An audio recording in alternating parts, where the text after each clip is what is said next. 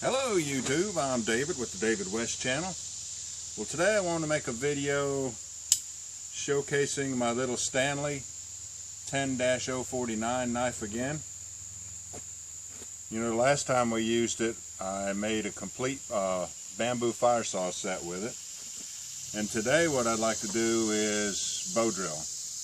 I want to use it to make the bearing block, to make the bow, to make the bowstring, of course the spindle and the fireboard, and the tinder bundle. I just want to show you what a great knife it is. Let me give you a close-up of it and I'll give you some facts about it. It doesn't look like much, does it? But this has been my everyday carry pocket knife for over 20 years, and the only reason I got it in the first place was because, you know, it was easy to carry. There was not much bulge in the back pocket.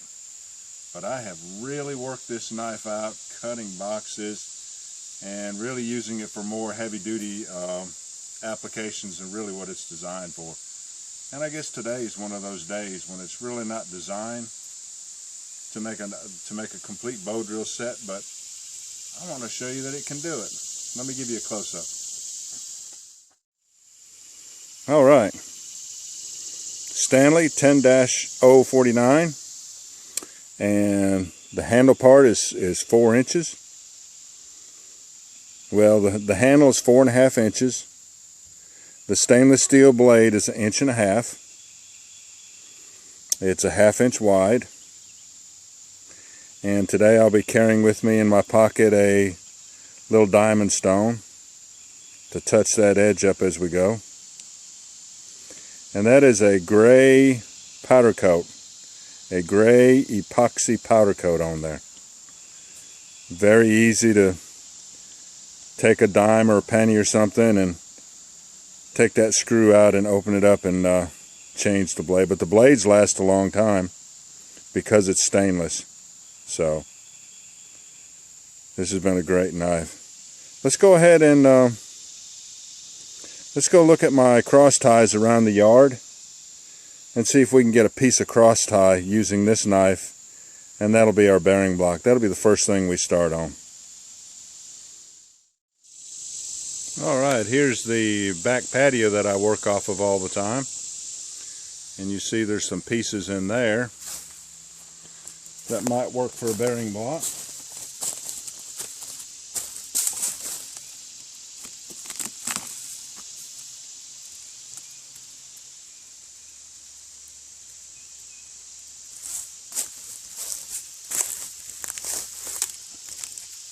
That is if it's not too far gone.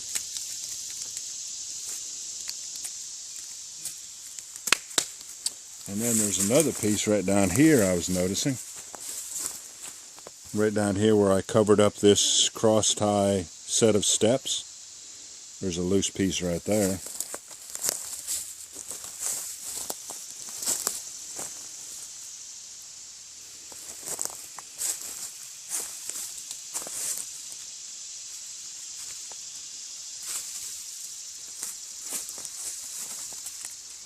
With the ants in it.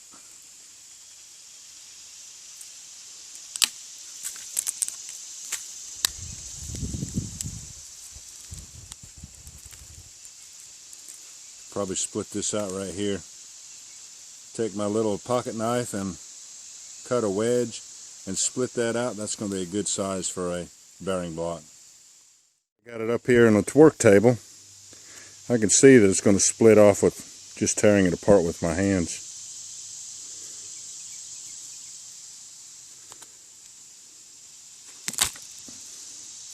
Now, let me whittle on this and see what I come up with.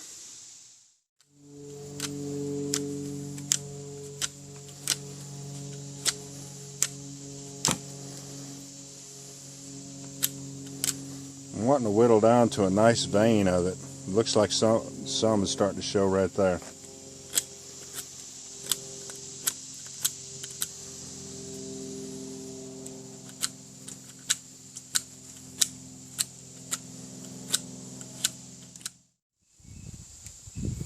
Now I've got my point buried up in that bearing block, so there's no chance of it slipping out on me.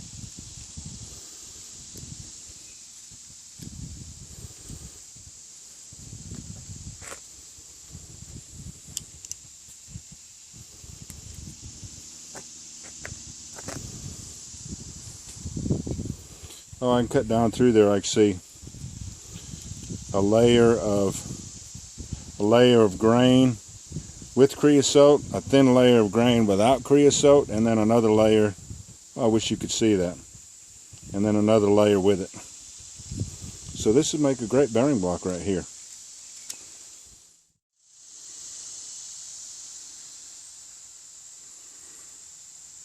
All right.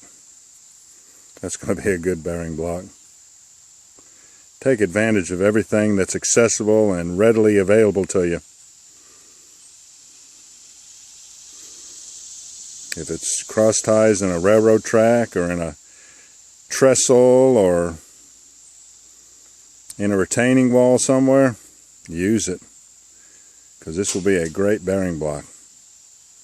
All right, let's go cut a piece of basswood. That's what I want to try this time. I never put that much strain on a piece of basswood for a bowstring. So this is going to be our first try with that. Let me show you where sapling is at that I need to take out of the way.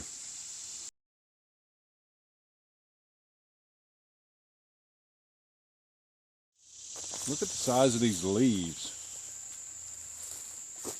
I didn't realize that leaf was going to break off that easy.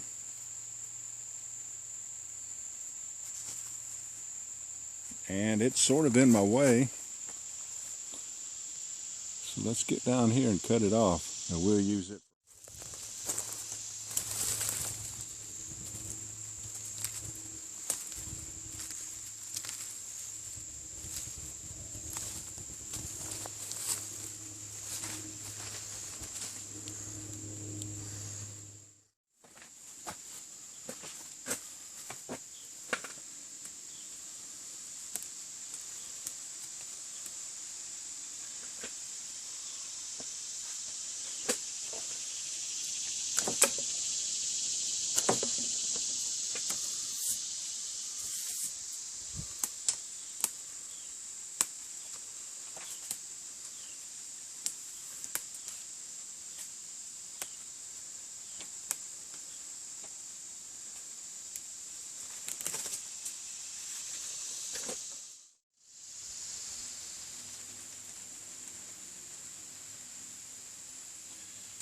The last time I worked with basswood, it was very thin, but it was really, really strong. So I'm hoping this is going to work for a bowstring.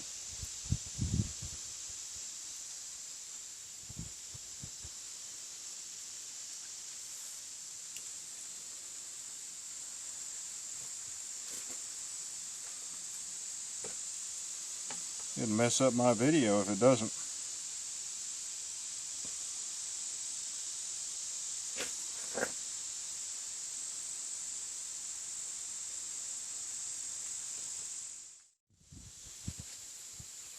Now I do want to take this bark off before I peel it.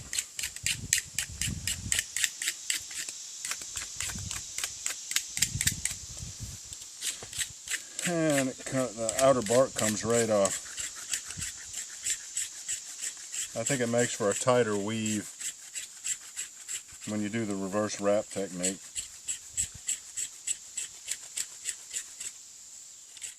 It can come off in strips,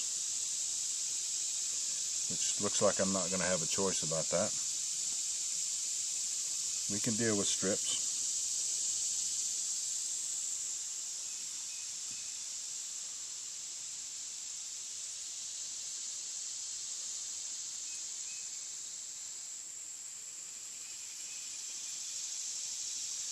We can deal with strips. We have the technology. Boy, look at that one go.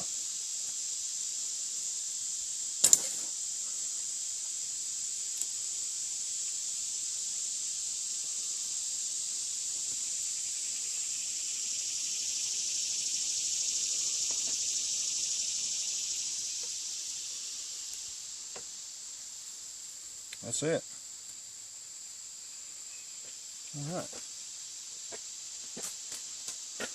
Let's see what we got. That's a nice little strip right there. I'd like to get all my pieces down to about that width. So that means we'd have to pull this off right here. That could go in there. And this still needs to be split a little bit. So that's a good one to go with that. And this, well, we'll put this one right here and throw this. Let's give it a try. Let's go ahead and tie this one end together. Put a double knot so it'll be thick.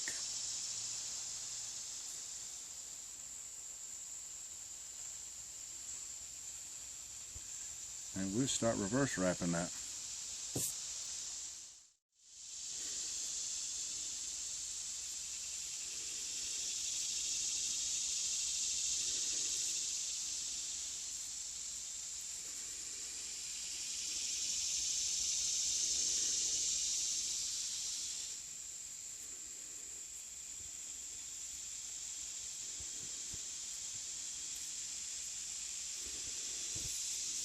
Alright, it's feeling a little bit thin.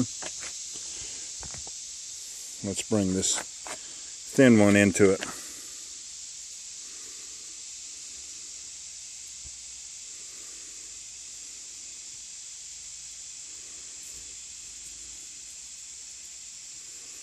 That feels better.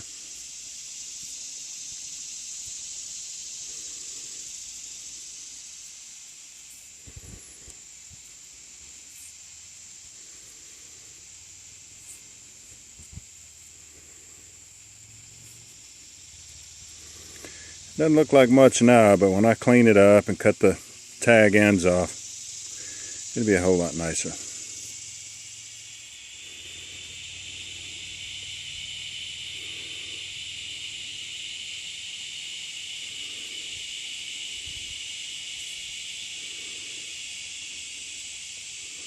So let me get busy with it and see what we come up with.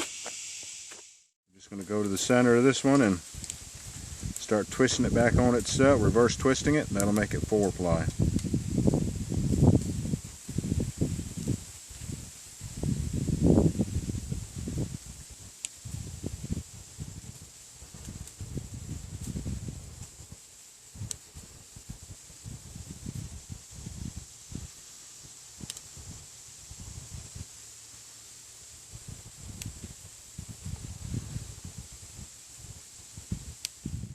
Sure I got the right length. Yeah. Now we're going to go this way.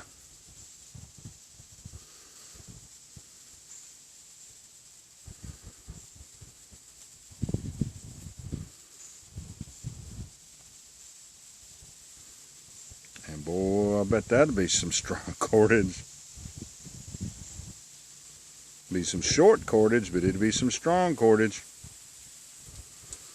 And I have used short cordage like this before with the handheld bowstring technique. So I'm feeling pretty good about this one.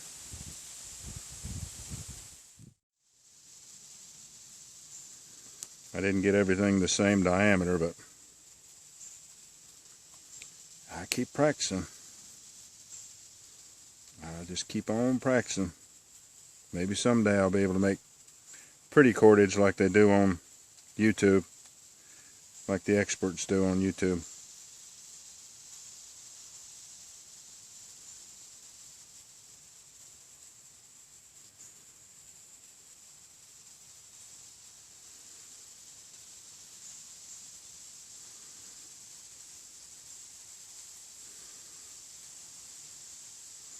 On both sides of the same diameter, it's a whole lot easier and quicker to reverse wrap it.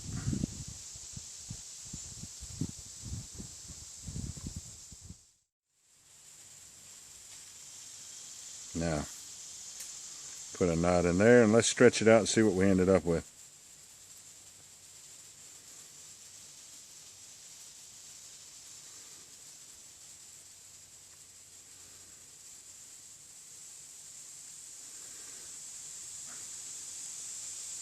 I know it appears too short, but it is not too short. It's 12 inches. Well, it's not even 12 inches there. Let's pull on it some.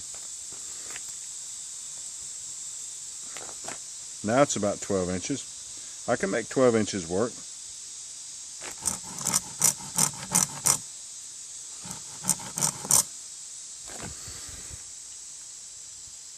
Ah, that's good and strong. That's going to work nicely. Good. That is good and strong. It is going to work nicely. Alright, let's go find a spindle, a fireboard, and a bow to put this in.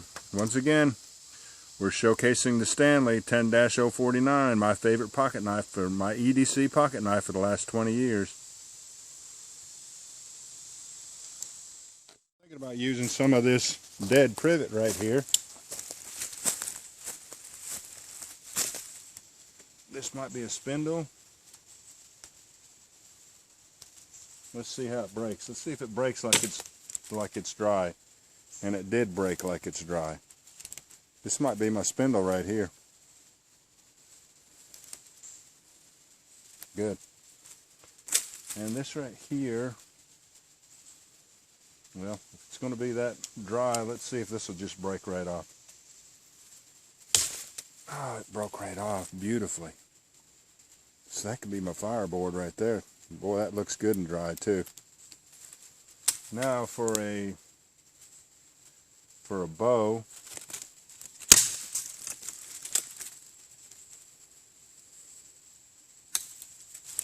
Let's see. I could use this.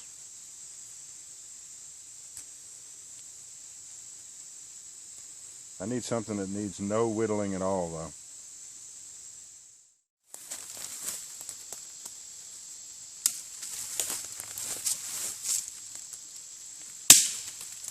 Another good dead piece of privet. So good. We'll use this for the bow. Let's go back to the work table.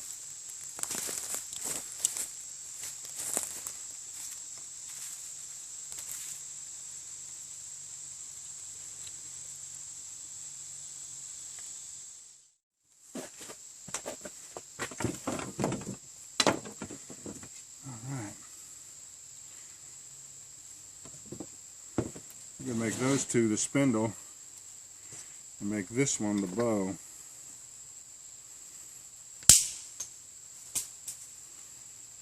Let's go for that. Let's make this one the bow. Right here like this.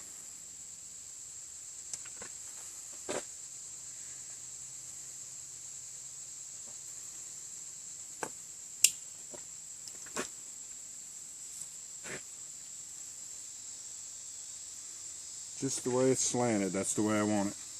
I got a belly right here, so we want to put our slant on it, same plane.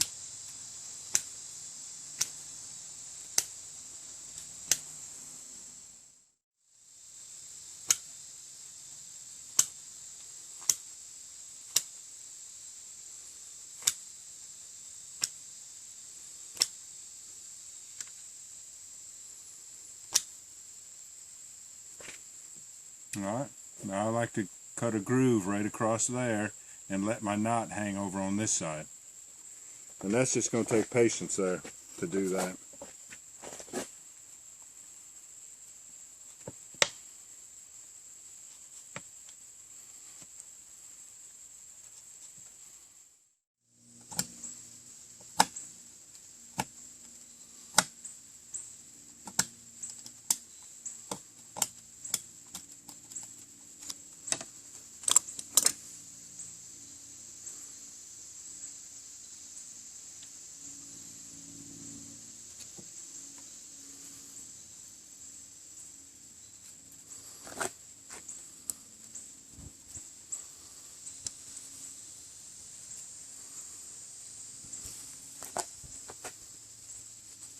That's it.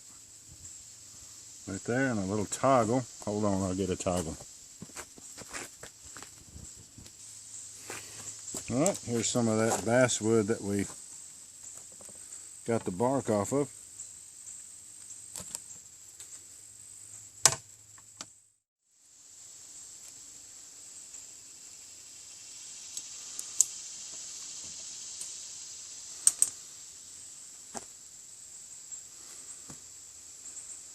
Now then.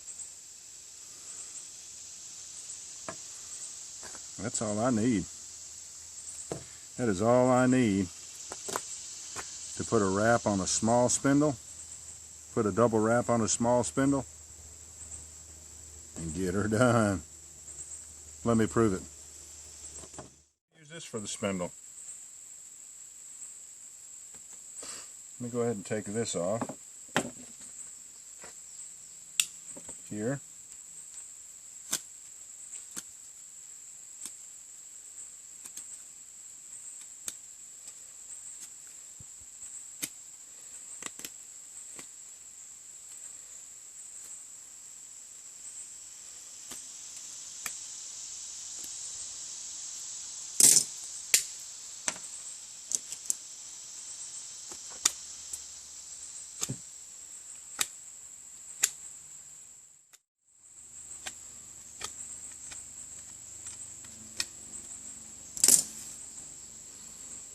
You always want to check your center line, make sure it's right. There's a bearing block end. And I like a 12-inch spindle.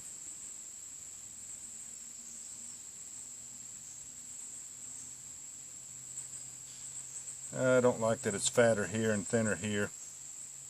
I might go ahead and make this the bearing block end. Let's cut it off and see.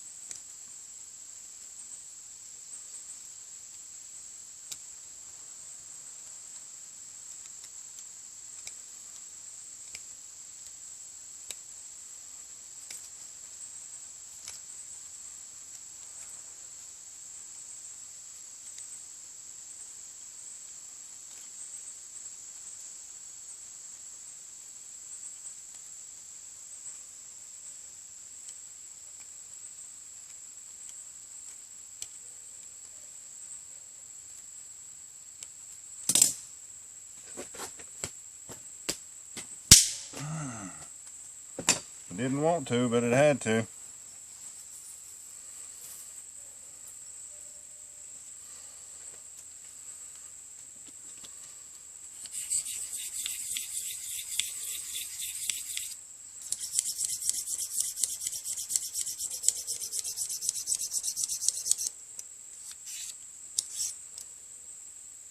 Oh man, it doesn't take much to put an edge on this thin stainless blade.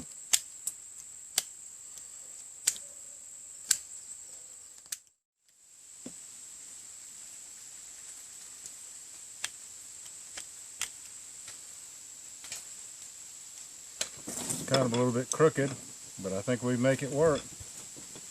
Not too bad.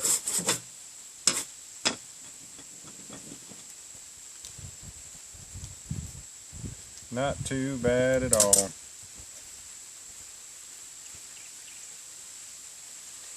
Alright. This should make a good bearing block, a fireboard.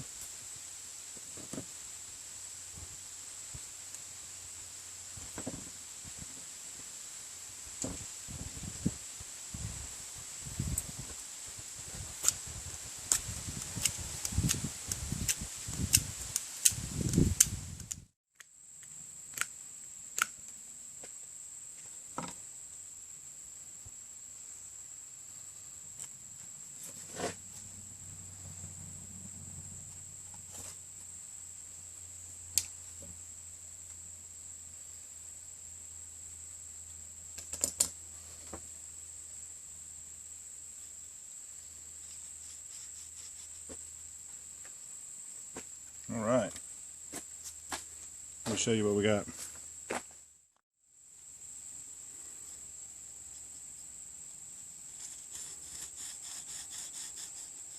What do you think?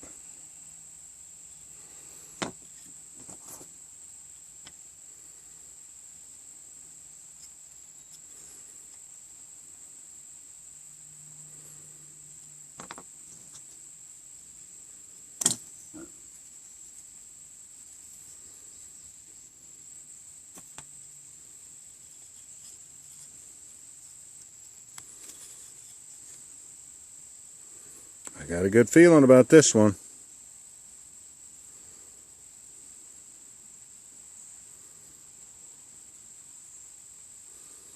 Let's get this in the shot too. This might be a good thumbnail.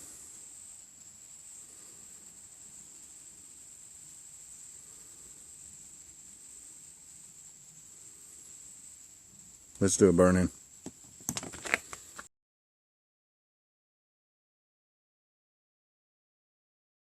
Oh, let's not forget my tulip poplar. We've got tons of tulip poplar around here. And before I go to roughing it up, and I like to get all this bark off of it. So let's just use the back of the knife.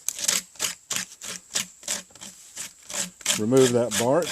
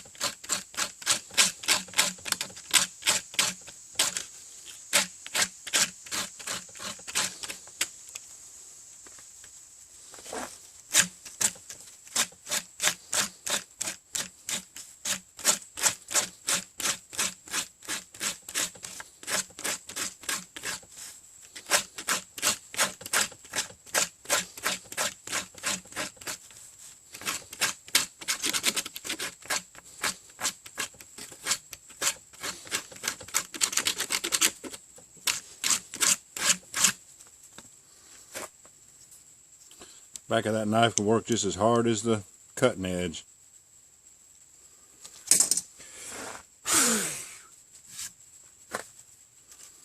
Now we'll take and process this up into some really fine and fluffy fibers. Tulip poplar inner bark.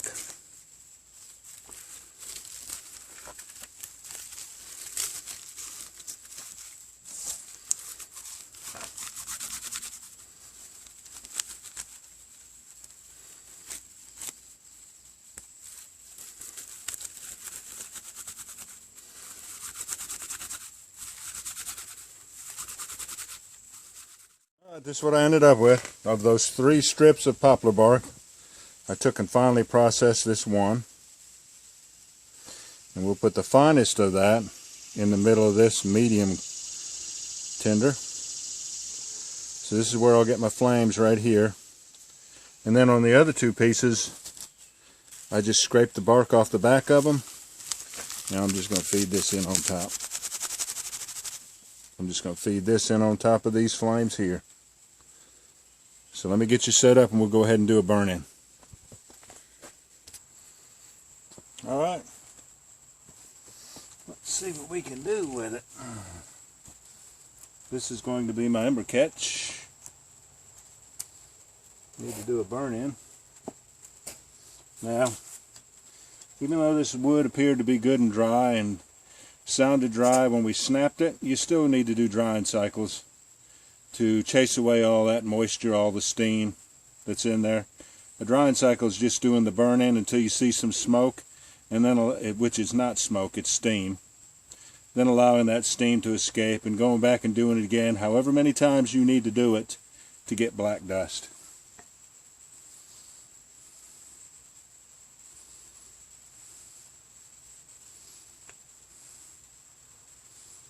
So let's try it and see. Do a couple drying cycles.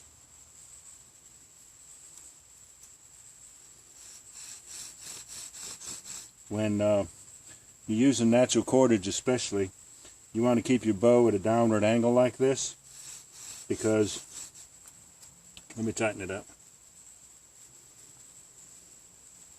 because those wraps right there will rub on themselves and destroy that cordage pretty quickly.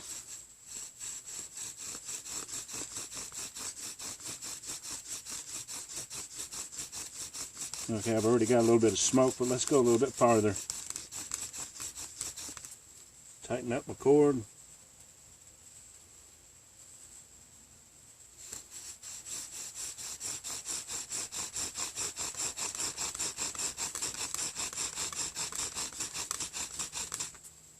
tighten up my cord.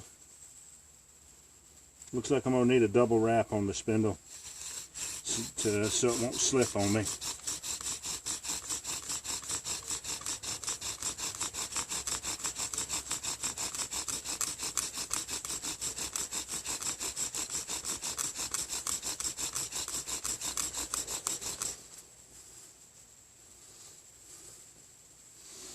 Alright, let's see if I got enough bottom in there. I'm pretty deep. Let's go ahead and try it, even though I'm pretty close to the bottom. Because we've got some more fireboard, we could try it if we need to.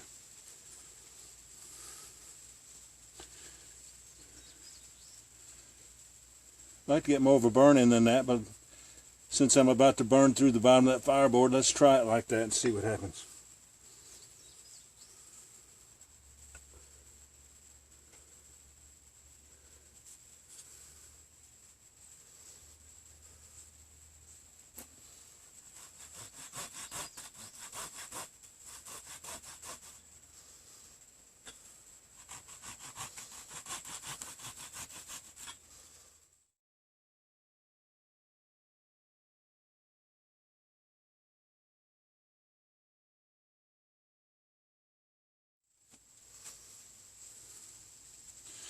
Only got an 1/8 inch of bottom.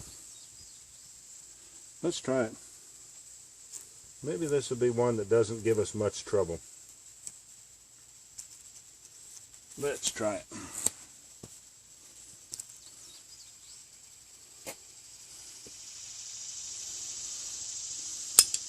Uh-oh. A little toggle came out. Now.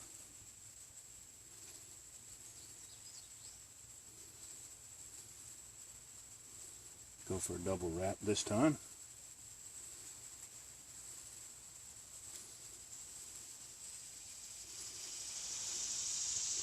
I'm going to make sure I always tuck my shoelace, because it has a habit of finding its way inside of the cordage. Let's try it with that double wrap now.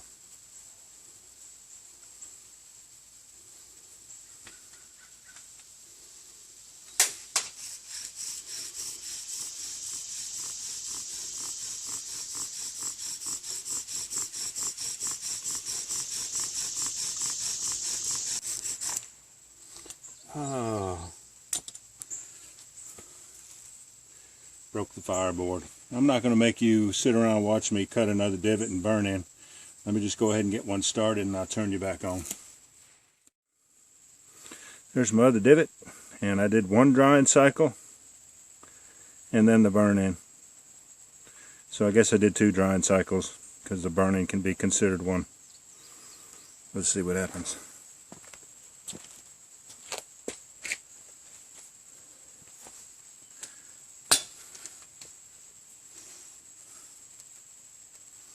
A little pointy right there.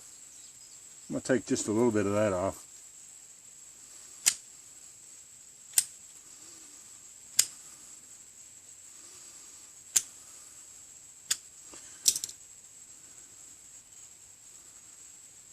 Let's try it.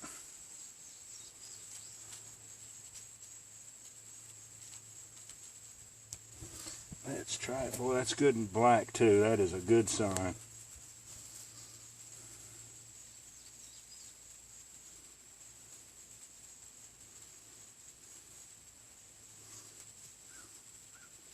And I got no complaints about my cordage, and I've got no complaints about the bearing block. They're both doing great.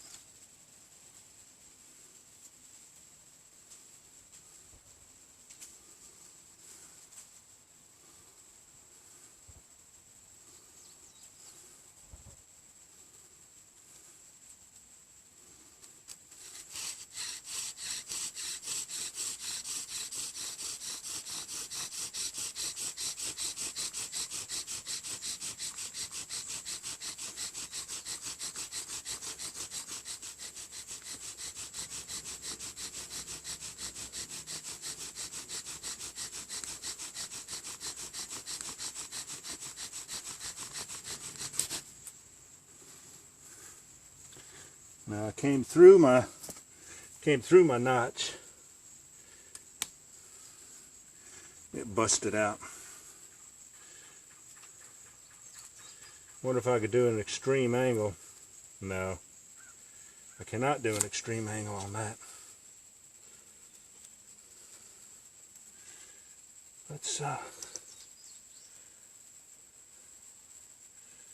Let's do something I never do. Let's do the divot and the notch at the same time.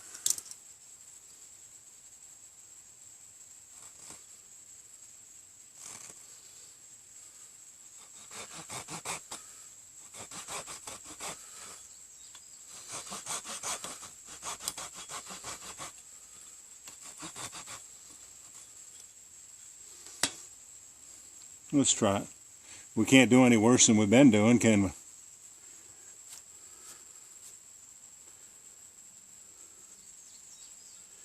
That's usually a bad idea, though. When you have plenty of meat on your fireboard, go ahead and do the burn in first before you cut the notch. I just feel like it's going to work.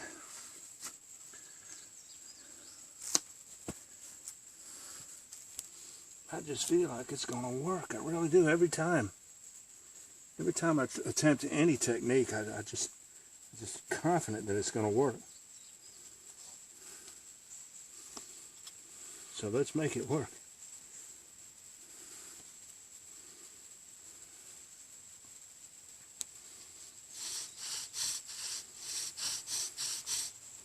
I gotta get that shoelace. That thing will end up around my cordage if I don't.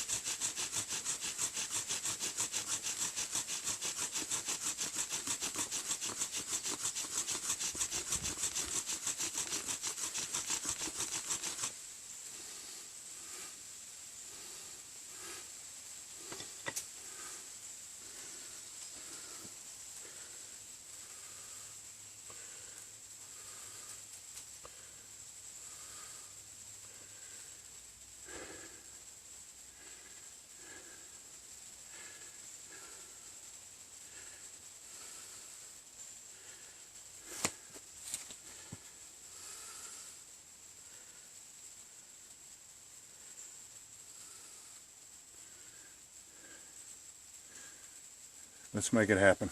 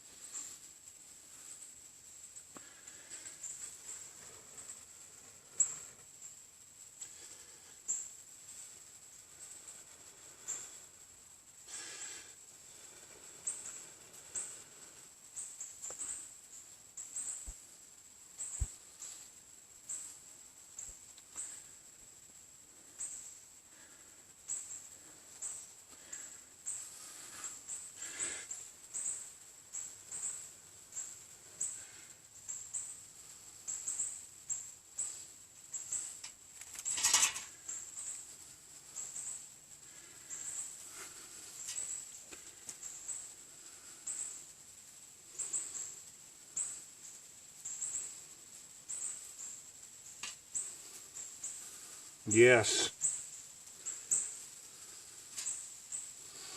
Yes. All right, there was a little bit of moisture in it. I did 100 strokes, and that was the magic number to get my ember. And the end of the spindle, looking pretty good.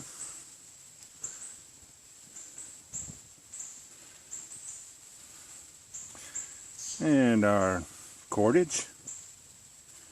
And let's not forget the good old creosote saturated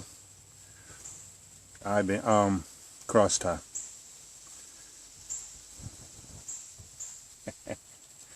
I love it. Alright, y'all.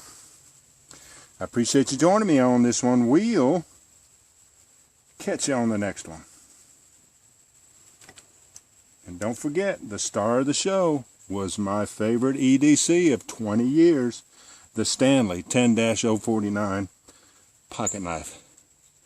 We'll catch you on the next one.